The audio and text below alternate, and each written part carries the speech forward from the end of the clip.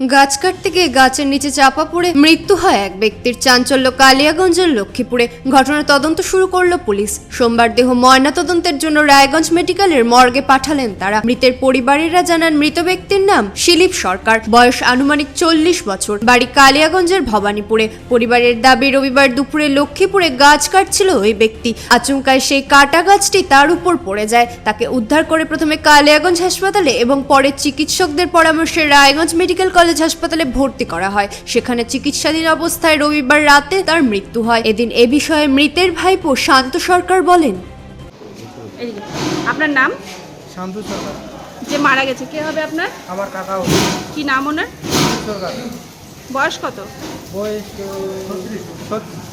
40 তো হবে। কি বাড়ি কোথায়? বাড়ি Bhabanipur. Post office? Post office Daligaon, থানা কালিয়াগঞ্জ। আচ্ছা, কি হয়েছিল ঘটনা? ঘটনাটা হয়েছিল যে মানে আমার কাকা তো গাছ কাটে বেড়ায়, তো গাছ কাটার পর আর কি মানে গাছটা কেটেছিল, তো আমার কাকা নিচে ছিল। নিচে থাকার পর যখন গাছটা কেটে দেয় তখন আর কি পড়ে গিয়ে গাছটা তার বুকের ইয়েতে লাগে। মানে গাছটা পড়ে ওনার গায়ের উপরে পড়ে গেছে? হ্যাঁ। তারপরে সেখানে লাগার পর আমরা ইয়ে করে নিয়ে আসছি, মানে কালিয়াগঞ্জে ভর্তি করাইছি। ভর্তি করার পর ডাক্তারবাবু বললো যে তোমাদের পেশেন্ট সিরিয়াস আছে, তো যত তাড়াতাড়ি পারো যে রায়গঞ্জে ভর্তি করো। তখন রায়গঞ্জে ভর্তি করে মানে কালিয়াগঞ্জ থেকে ট্রান্সফার করে দিয়ে আমাদের রায়গঞ্জ থেকে নিয়ে আসছি। নিয়ে আসার পর ডাক্তার বলল তোমাদের পেশেন্ট আবার সিরিয়াসে আছে।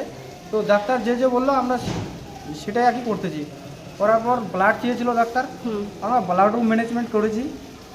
করার পর বললো মানে তখন আমার কাকা আর কি খুব ইয়ে ছিল আর কি, মানে সিরিয়াস ছিল। সিরিয়াস থাকার পর ডাক্তারকে বললাম যে এখন আমাদের পেশেন্টকে ইয়ে হচ্ছে, মানে উৎপার করতেছে। তো ডাক্তার বললো যে এইভাবে তোমরা ফটো করে নিয়ে আসো পেটের। তখন ফটো করে নিয়ে আসি, তখন আর কি কিছুক্ষণ পর আমরা বাইরে গেলাম। বাইরে যাওয়ার পর দেখে যে মানে ডাক্তারবাবু এসে বুকে আর কি ইয়ে করা, তারপর থেকে আমার এরকম। কখন মারা গেছে? মারা গেছে মোটামুটি 7টা সাড়ে 7টার দিকে। আর ভর্তি করেছিলেন কখন? 3টা গতকালই। ঘটনাটা কোথায় ঘটছিল, ওই যে গাছ কাটার ঘটনাটা করলেন? ঘটনাটা ঘটেছিল আমার ডালিগাঁও যে ইয়ে আছে তোমার লক্ষ্মীপুর ঘটেছিল। তো ঘটনাটা কখন ঘটেছিল এই ঘটনা? মোটামুটি ধরো 12টার দিকে, 12টা আগে হতে পারে, সেখানে আমি ছিলাম না।